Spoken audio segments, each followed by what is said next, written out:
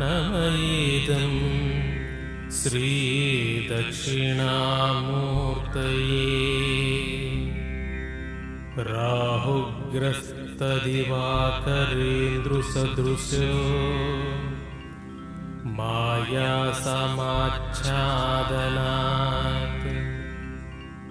सन्मात्रः करणोपसंहरणतो यो भूत्सुषुप्तः पुमान् प्रागस्वाप्समिति प्रबोधसमये